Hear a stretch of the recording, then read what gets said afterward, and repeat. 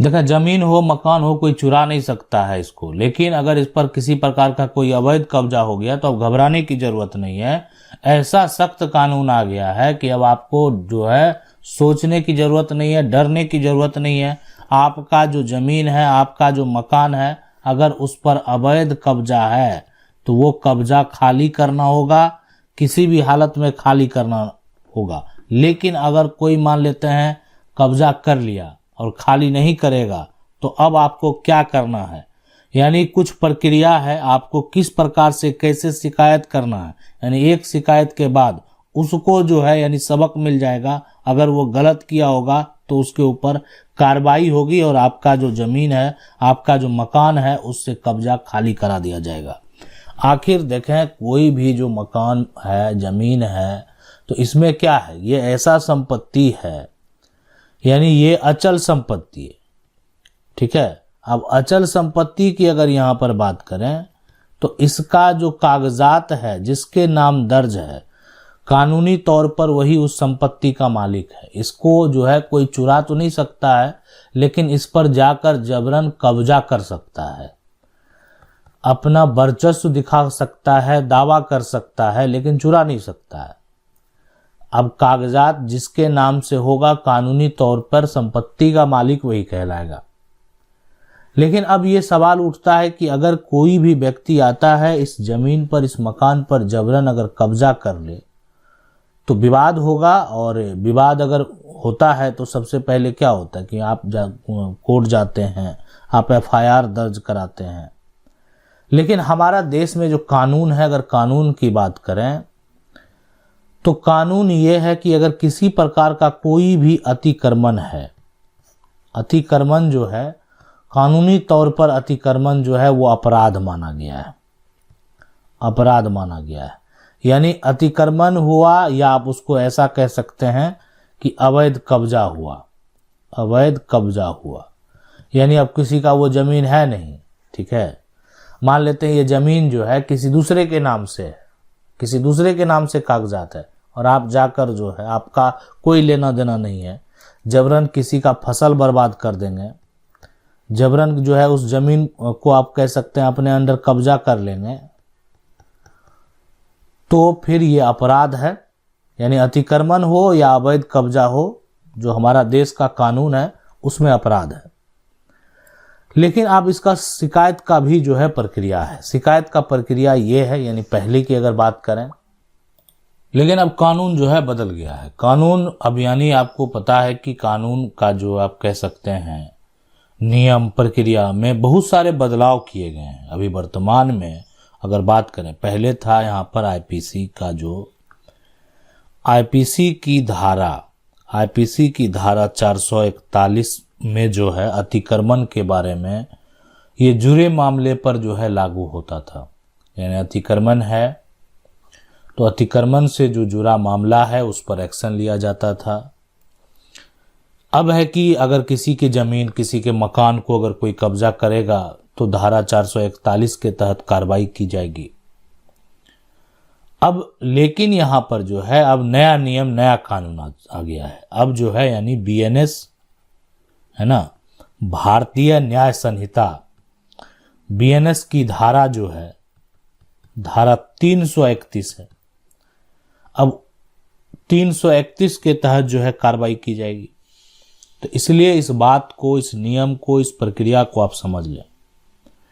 यानी अगर किसी प्रकार का कोई समस्या उत्पन्न होता है तो इसका सूचना जो है आपको क्या करना है, जो उस व्यक्ति के खिलाफ, अगर आपके जमीन में अगर कोई जबरन घुसता है तो उस व्यक्ति के खिलाफ एफआईआर करना है, दर्ज कराना है, और उसके ऊपर जो है यानी अतिक्रमण का जो है एक तरह से अवैध कब्जा का जो है वो केस फाइल करना है।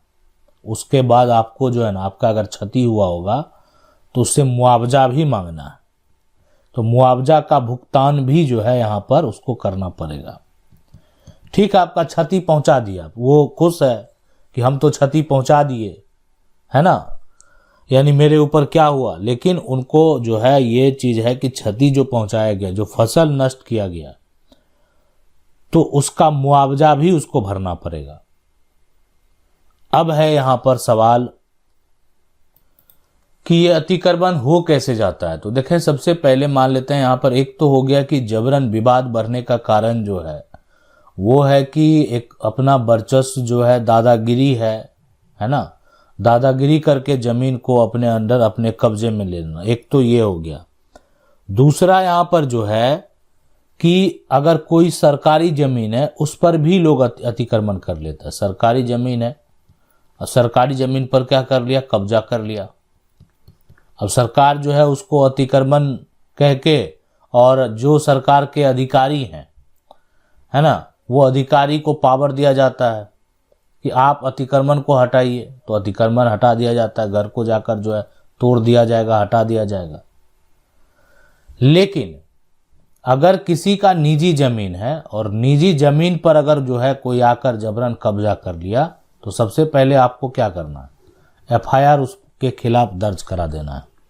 दूसरा जो है मजिस्ट्रेट के पास, उसके पास जो है उसके ऊपर केस फाइल कर देना है। अब केस जो है, उस आपका फसल बर्बाद किया गया, आपका फसल जो है नष्ट किया गया है ना, आपका मकान में अगर किसी प्रकार का कोई क्षति पहुंचाया गया तो उसके मुआवजे के लिए भी आप केस फाइल कर सकते हैं, यानी उसका रकम भी अगर आपको प्राप्त करना वो भी ले सकते हैं। इसके अलावा क्या होता है कि मान लेते हैं कि आप जो है अगर किसी को अपनी प्रॉपर्टी देते हैं तो देश में कानून बना दिया गया कि ठीक है, अगर आप जो है कोई भी मकान हो, कोई भी जमीन हो, अगर किसी को देते हैं, अपनी प्रॉपर्टी देते हैं, तो अगर आप उसके एवज में पैसा लेते हैं तो इसका मतलब है कि आप रेंट जो है, या जो है आप यहाँ पर लीज जो है, लीज पर प्रॉपर्टी दे रहे हैं, और उसके लिए यहाँ पर जो है एग्रीमेंट, यहाँ पर एग्रीमेंट जो है बनवा कर ही देना चाहिए। इसमें होता है कि कल कोई भी मान लेते हैं किसी प्रकार का कोई दावा करेगा तो वो मान्य नहीं होगा। आपने दिया है एग्रीमेंट पे, एग्रीमेंट दिखाया, एग्रीमेंट का समय सीमा खत्म हुआ, उसको खाली करना पड़ेगा। नहीं करेगा तो उसका आप सामान जो उठाकर फेंक सकते हैं, पावर है आपके पास, आपकी संपत्ति है। यानी समय सीमा जो है उसमें जो तय है या उसमें जो कंडीशन है, उस कंडीशन के बाद आप खुद जो है उस पर जाकर एक्शन ले सकते हैं। ठीक है, मान लेते हैं अब वो व्यक्ति जो है जिसको आप रेंट पर दे दिए, जिसको लीज पर दे दिए, अब वो एक तरह से उसका छवि सही नहीं है, वो मारपीट पर उतारू हो जाता है, तो उस केस में जो है आप पुलिस प्रशासन का भी, यानी एफआईआर करके पुलिस प्रशासन का भी सपोर्ट ले सकते हैं। यानी आपको पूरा सपोर्ट मिलेगा अगर आपके पास एग्रीमेंट जो है, यानी आपने प्रॉपर्टी एग्रीमेंट पर दिया है तो इसलिए ये कानूनी तरीका है। अपनी प्रॉपर्टी को आप रेंट पर दे सकते हैं, अपनी प्रॉपर्टी को आप लीज पर दे सकते हैं, और रेंट और लीज पर लेने वाला व्यक्ति कभी भी अवैध कब्जा नहीं कर सकता, और वो कब्जा अवैध माना भी नहीं जाएगा। तो इसलिए इस बात को समझ लें, ये पूरा प्रक्रिया है। अब है कि अब अक्सर देखते हैं कि आपने क्या किया कि ज़मीन को दे दिया और आपके पास कोई प्रूफ नहीं है, कोई सबूत नहीं है, आप रहते नहीं है वहाँ पर, आप कहीं बाहर रहते हैं।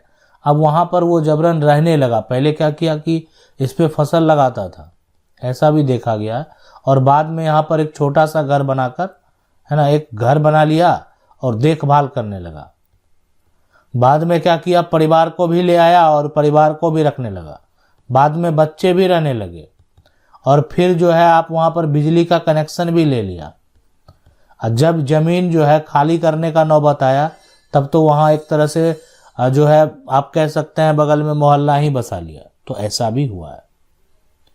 तो इसलिए जो भी करें कानूनी प्रक्रिया के तहत करें, और साथ में अगर आप प्रॉपर्टी लीज या रेंट पर देते हैं तो समय समय पर उसको बदलने का भी प्रयास करना चाहिए, यानी ताकि एक व्यक्ति को ऐसा नहीं लगे कि वो प्रॉपर्टी उसकी है, यानी आपकी संपत्ति जो है उस पर वो कभी दावा नहीं कर सके। हमारे देश में प्रतिकूल कब्जा का भी यहाँ पर प्रावधान है। अगर कोई भी व्यक्ति अगर आपकी ज़मीन पर 12 साल से अधिक समय से रह गया और वो क्या किया, वहाँ पर जो है घर बना लिया, परिवार रहने लगा, वह उसके बाद जो बच्चे रहने लगे, बिजली का कनेक्शन ले लिया, पानी का कनेक्शन ले लिया, 12 साल से अधिक समय से उसका बिजली का कनेक्शन है। अब आप उसको हटने को बोल रहे हैं, वो नहीं हटेगा, वही आप पर केस कर सकता है, वो भी मालिकाना हक का दावा कर सकता है। 12 साल तक आपने उसको रहने दिया, आपने किसी प्रकार का कोई भी एक तरह से बाधा उत्पन्न नहीं किया, आपके पास कोई ऐसा प्रूफ नहीं है कि आपने उसको रेंट पर दिया है, कोई एग्रीमेंट नहीं है, तो फिर वो खुद आप पर जो है प्रतिकूल कब्जा का दावा कर सकता है। ये है कानून। तो इसीलिए अगर किसी प्रकार का कोई भी समस्या है, अगर आपकी प्रॉपर्टी किसी ने कब्जा जबरन आकर कर लिया, तुरंत आपको एफआईआर दर्ज कराना चाहिए और साथ में जो है आपको यहाँ पर जो है मजिस्ट्रेट के पास उसके ऊपर केस भी फाइल करना चाहिए। जो धारा आईपीसी की अगर बात करें तो यानी 441 और अगर बीएनएस की बात करें तो 3 यहाँ पर 31 धारा है और 331 के तहत जो है कार्रवाई की जाएगी। आशा करते हैं वीडियो अच्छा लगा होगा। वीडियो को लाइक जरूर कर दें। चैनल को पहली बार देख रहे हैं सब्सक्राइब करके जो बेल आइकन है उसको जरूर दबा लें। मिलते हैं अगले वीडियो में, तब तक के लिए जय हिंद।